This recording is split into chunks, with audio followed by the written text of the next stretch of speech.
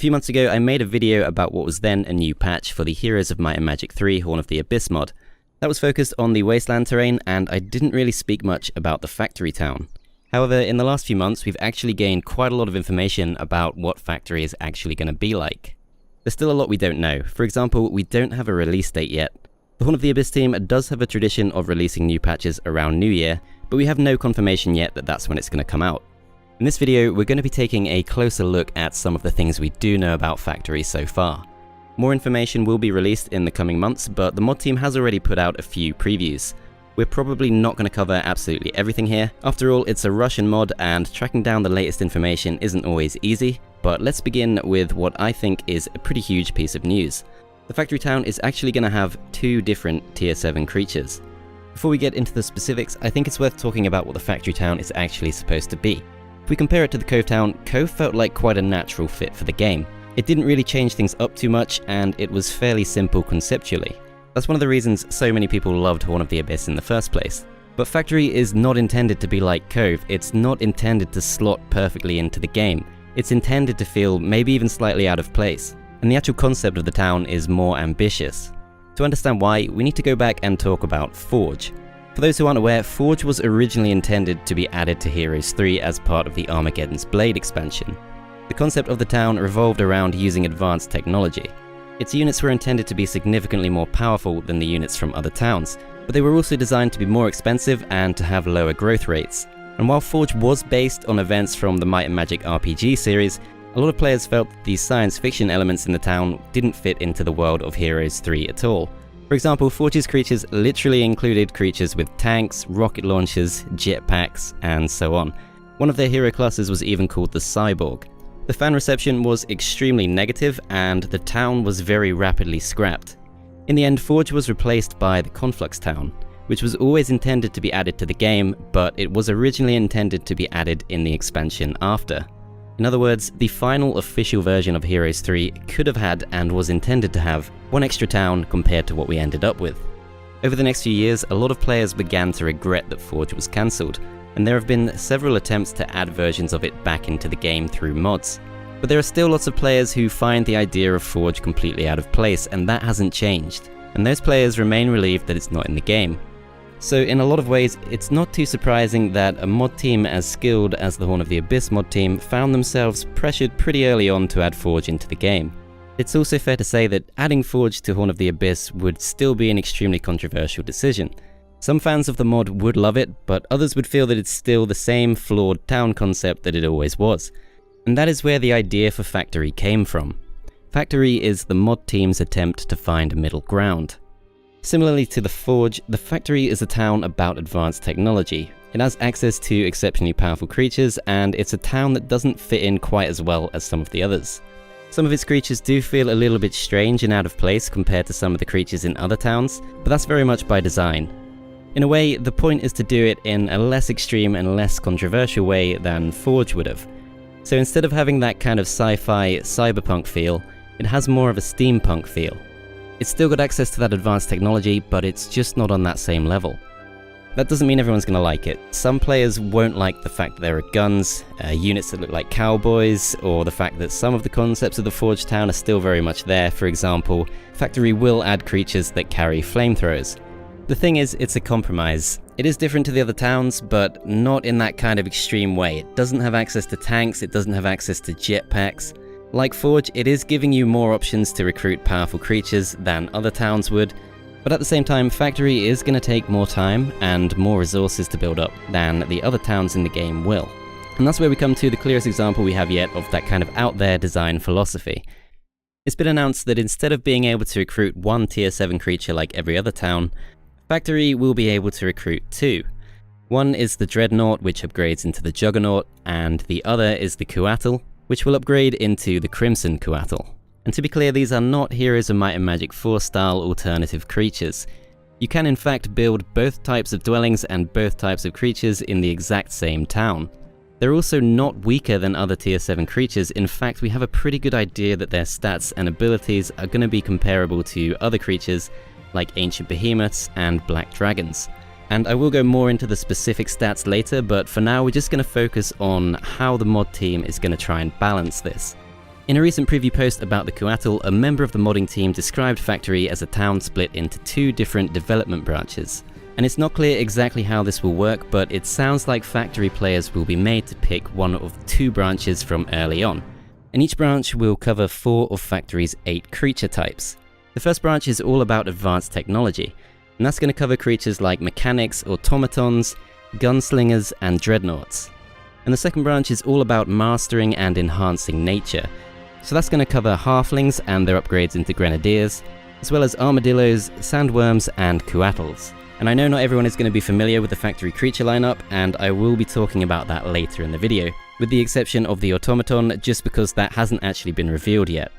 Exploring both branches in the same town will almost certainly take a huge amount of time and resources. That means in most maps, although it would technically be possible to recruit both Couatls and Dreadnoughts in the same town, it probably wouldn't actually be practical to do so. As an example, I read somewhere that you could need anything up to a level 3 Mages Guild just to upgrade the Couatl recruitment building. One of the Horn of the Abyss developers made the point that trying to fully upgrade the factory could be so long-winded that on many maps it's more of a disadvantage than an advantage. But I think it's still fair to question whether the fully upgraded factory would be balanced. Every Heroes 3 map is different, and you do get some maps which are so rich and so lengthy that it wouldn't be that difficult to fully upgrade the town. So you could ask if Factory is too much of an obvious pick for those types of maps. However, we have to remember we're talking about Heroes 3 here. There are a lot of strategies in this game that can become overpowered in certain situations. Even if Factory does perform well on large maps, it won't necessarily be any stronger than other towns which also do well on large maps, the obvious example being Necropolis. Ultimately, it's too soon to judge. Personally, I think the modders have shown they know enough about the game to keep things relatively well balanced. Even if it is too much on release, it could always be toned down in future patches. Now let's talk about the creatures themselves. We'll start with the tier 7s and we'll go through what we know so far about the rest of the lineup. So we'll start with the Dreadnought and its upgraded version, the Juggernaut. We originally got a preview of this back in March. On the surface, it's quite similar to the ancient behemoth in that it's a strong tanky unit that's also a little bit slower than some of the other tier 7s. The upgrade from the Dreadnought to the Juggernaut doesn't actually change anything in terms of abilities. The only difference is the Juggernaut has higher stats. However, there are 2 really interesting things about what they can do. Quoting from the original preview post, it says, "In the event of damage and even a complete engine shutdown, the Dreadnought, like any other mechanism, can be repaired by the mechanics. Once repaired, it has every chance of going back into service." The mechanics it's referring to here are Factory's tier 2 creatures. And I'm not sure exactly what's meant by engine shutdown. This could be a completely new game mechanic, or it might just be referring to what happens when the Dreadnought gets killed. The animation we've seen of Dreadnoughts and Juggernauts being defeated doesn't seem to depict them as being completely destroyed. Instead, it looks more like their pieces break off and fall into a kind of heap. If I had to guess, it seems possible that mechanics have a special ability which enables them to essentially resurrect mechanical units, similarly to Archangels and their resurrect ability. Maybe they can only do it once per battle, and maybe you can only do it if you have a large enough number of them, but that does at least seem like a possibility. It might be that they can also repair other types of units that are similar, for example automatons or golems. I've also seen speculation they might be capable of repairing war machines. We'll have to wait and see. The other interesting thing about Dreadnoughts is their heat beam ability. We saw a preview of this in action recently. It's an attack that can cover anything up to 7 hexes. It's kind of like a combination of the Dragon Breath attack and the Cerberus attack from the Inferno Town. However, the preview also refers to the heat beam as being a kind of special attack. It can only be used when the beam goes live, and right now we don't actually know how long it takes to charge the attack. It's possible you can only use it once per battle. Alternatively, the mechanics repair ability might actually be what gives it the chance to use it more than once. Now let's move on to the Juggernaut's stats. I have to admit, I'm not sure if this was supposed to be revealed or not because I only picked up on it when I went through the preview video literally frame by frame. Obviously this is an unreleased version, so everything that I'm about to mention is subject to change, but we can see what kind of things the mod authors have in mind for this unit. It looks like the Juggernauts are planned to have 8 speed. That would put them as the second slowest tier 7 units, 1 speed above Chaos Hydras and 1 speed below Ancient Behemoths. But when you compare them to some of the very slowest creatures in the game, they're not actually that bad.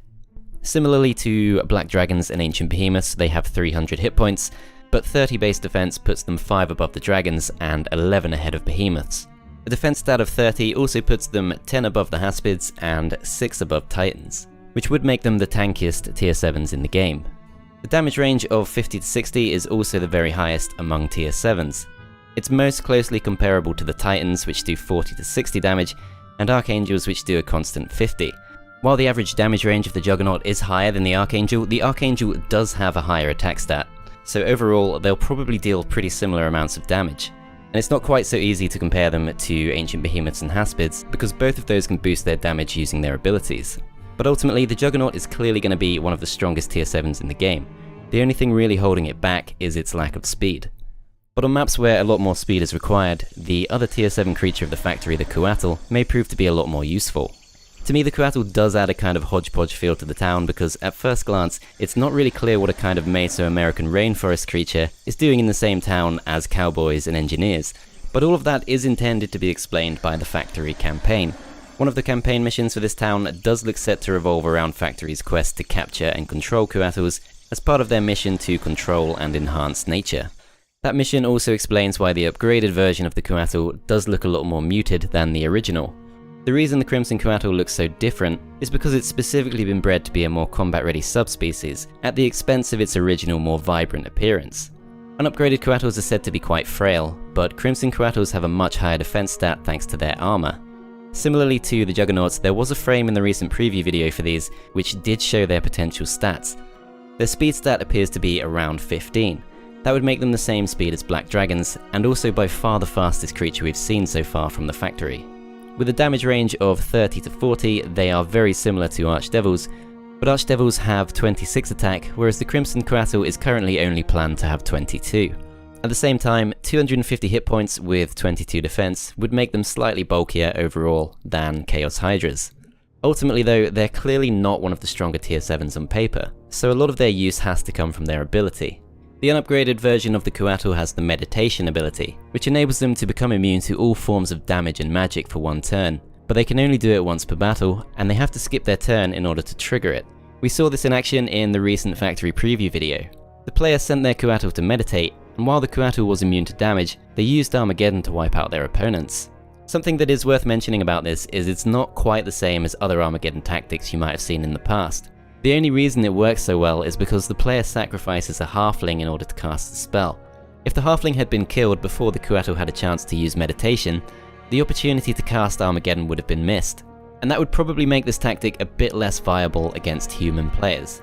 If the Crimson Couatl is by far Factory's fastest creature, then opposing players might simply be able to wipe out the fodder units using Chain Lightning before the Factory player has a chance to cast the spell. The Crimson Couatl has an upgraded version of the Meditation ability, which still enables it to be immune to all forms of spells and damage. Unlike normal Couatls though, Crimson Couatls will not have to skip their turn, they'll still be able to go and attack. We don't yet know exactly how that's going to work. On the Couatl announcement post, a member of the modding team said that Crimson Couatls get a single chance to become invulnerable for one turn, while still being able to act normally. The upgraded Couatl will not be meditating in a static pose anymore, it'll show its aggressive temper, biting enemies left, right and center without getting hurt itself. The thing is, we don't really know what that means. You could read it in quite a few different ways. For example, you could read that as saying that it has some kind of unlimited retaliation ability, or you could read it as saying that the Crimson Couatl is going to have the ability to attack several enemies at once, similar to creatures like Cerberus or Hydras. Personally, I think the big risk with this ability comes down to how the AI responds to it. If the AI ignores Couatls when they can't take damage, it might not be too imbalanced, but if the AI decides to waste around attacking the Couatl when it's completely pointless to do so, that obviously makes it a lot easier for the Factory player to clear the map. Again though, this is only an early draft. I would argue that Horn of the Abyss is in general more balanced than the original game, so it wouldn't be fair to assume things are going to be overpowered until we can actually see how they work in practice. So that's the Couatl, and it's pretty clear that a big part of playing Factory right will be deciding early on whether Dreadnoughts or Couatls should be chosen as that first tier 7 unit. And now we're going to move on and talk about the other units we know so far from the Factory. The tier 1 creature is the Halfling, which was of course already in the game, but it's now been absorbed into the Factory lineup. This is almost certainly a reference to Heroes of Might and Magic 2, where the Halfling was the first creature of the Wizard Town. Like Factory, the Wizard Town was based in wasteland terrain. Halflings will now upgrade into Halfling Grenadiers, which we don't currently know much about. Obviously they'll have the ability to throw grenades of some kind, but it's hard to say if those grenades have some kind of blast radius in the same way that Magogs and Liches do. If I had to guess, I'd say they probably don't, just because that'd probably be a bit too powerful on such a low level creature. But I'll talk more about halflings and potential balance issues when we get to Factory's heroes later on. Factory's tier 2 unit is the Mechanic, which upgrades into the Engineer. And this is pretty clearly based on the Pyromaniac from the Forge Town. I spoke earlier about how they're expected to get the repair ability, which we don't currently know much about, so I'm not going to go into that again, but obviously that's going to be a very significant feature for them. It also looks like they'll have the ability to attack over 2 hexes, similar to the Fire Breath attack we see from Phoenixes and Dragons, except presumably a lot weaker. Outside of that, they'll probably be a fairly typical tier 2 walker unit, maybe slightly weaker than most due to their abilities, but right now we just don't know. Moving on, Factory's tier 3 creature is set to be the Armadillo, which will upgrade into the Bellwether Armadillo. The concept around the Bellwether Armadillo is very similar to the Crimson Couatl. These are armadillos which have been selectively bred to be stronger, more combat-ready versions of normal armadillos. I have to admit, at first I thought this creature seemed kind of silly because it's an armadillo, and armadillos are not exactly one of nature's most fearsome creatures. But the mod authors have been paying close attention to the Might and Magic games in developing this town, and this is specifically based on the armadillos from Might and Magic 5. The armadillos are said to be the only creature in the Factory lineup that has no special ability of any kind. They're going to be pretty straightforward tier 3 units, above average in tankiness, but otherwise nothing too special. However, they do have one pretty cool feature, which is that when you cast haste on them, their animation will change so that they'll curl up into a ball and start rolling in order to move. I mentioned earlier that we don't currently know much about Factory's tier 4 creature, the Automaton, so we'll skip over that. But the next creature is the tier 5 Sandworm, which upgrades into the Olgoi-Khorkoi. For those who aren't aware, the Olgoi-Khorkoi refers to the mythical Mongolian deathworm, which is pretty much the stuff of nightmares. These creatures are essentially flying creatures in function, except obviously their animation shows them digging instead of flying, so they're a bit like nymphs and oceanids from the Cove Town in that they can be seen to disappear into the ground instead of flying through the air. Functionally though, it's exactly the same. The predicted speed for the upgraded form is 9, which would make them the second fastest creature we currently know of in the town, after the Crimson Couatl. If we compare the unupgraded Sandworms to Rocks, their stats are actually almost identical, except Rocks have very slightly higher attack, and Sandworms have slightly higher defense. Again, these stats are not necessarily final, so they may change in future, and they may diverge more once the creatures are upgraded. For example, we already know that the Olgoi-Khorkoi are going to be slightly slower than Thunderbirds. Finally, Factory's tier 6 creature is the Gunslinger, which will upgrade into the Bounty Hunter. This is very clearly a Wild West inspired unit, and it kind of adds to the feel that Factory is a little bit more developed than some of the other towns in the game. The Gunslinger's quickshot ability enables it to shoot opposing ranged units before it can be shot itself, but it's only able to do that once per round. We don't yet know what the Bounty Hunter will do, and we don't know its stats, but if I had to guess, I could definitely imagine that the Bounty Hunter can use quickshot more than once per round. After all, it's a very unique ability, and it's definitely conceivable that the Bounty Hunter will just be a better version of the Gunslinger. Again, you could argue there are potential balance issues here, but they can always address that later on. For example, they could potentially reduce the amount of damage done by a quickshot compared to a normal attack. The closest comparable unit to these is the Cyclops, with a damage range of 16 to 20, compared to the Gunslinger's damage range of 20 to 24. The Gunslinger has a slightly higher attack than the Cyclops as well, and it has 7 speed compared to the Cyclops 6. However, Gunslingers only have a total of 60 hit points, which is the lowest of any tier 6 creature. The next closest are Wyverns and Cyclopes, which both have 70. At the opposite end of the scale, Black Knights have 120 hit points, so you can see how Gunslingers have to rely on their quickshot ability in order to survive. Presumably, both Halflings and Gunslingers are going to struggle to deal with opposing arrow towers when they besiege towns. And that just about covers everything we know so far about Factory's creatures. We'll almost certainly find out more over the next few months, but I'm expecting most of the things I've mentioned so far not to change. The last things we'll cover are the heroes of the Factory Town. We don't really know much information about these, however, it's been announced that the Might heroes of Factory will be called Mercenaries, and the Magic heroes will be called Artificers. Some of the heroes will be original concepts, and others will be making a return from previous games. For example, Agar the Artificer appeared in Heroes of Might and Magic 2 as a Warlock, and he's now been added to Factory as the Sandworm specialist. We've also seen a campaign preview which shows Castor's cabin, and for the record, Castor was the hero who was originally supposed to be behind the creation of the Forge Town.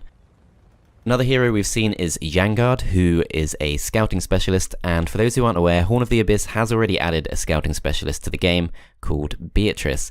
She's a hero for the castle town who replaces the navigation specialist Sylvia, only on maps with no water. But in my opinion, the most noteworthy hero we've seen so far is Henrietta, the Halfling specialist. And I actually think this, more than anything else, could be really risky in terms of balance. When you think of the best tier 1 creatures, almost none of them have a creature specialist. For example, there's no specialist for centaurs, master gremlins, halberdiers, or sprites. And that might be partly down to balance. Tier 1 specialists usually come with a huge stack of their chosen creature. As an example, Shakti the Troglodyte specialist can easily start the game with almost 100 Troglodytes. Then you have to consider that unupgraded halflings are already stronger than master gremlins. So if Factory is seriously intended to be a town that takes a while to get going, starting out with a huge stack of ranged creatures could potentially be an issue. If Henrietta starts out with a stack of almost 100 halflings in every game, that's pretty much going to make Factory the best early game town. One final thing I'm going to go ahead and mention before I wrap up this video. I mentioned earlier that lots of modders have tried adding their own version of Forge back into the game, and while we're waiting on Factory to come out, I am going to be starting up a playthrough using one of those Forge Town mods. This is a sub-mod that was created for an older version of Horn of the Abyss, and it's a bit rough around the edges, but I think it could be a fun series to make between now and when Factory comes out. So if you'd like to check that out, I'll put a link to it in the description once I've uploaded the first part. If I haven't yet got around to uploading it, then do consider subscribing to the channel, that way you can catch it as soon as it comes out. Anyway, I hope this video has given you guys a better idea of what to expect from the Factory Town and the next version of Horn of the Abyss. The Horn of the Abyss team doesn't accept donations for their work, but I have seen rumours that they're considering making a game of their own. In any case, I'm sure we can all respect the amount of work they've put into this, and I'm sure they'll appreciate any support or words of encouragement you can give. As always, thanks for watching, and I'll see you next time.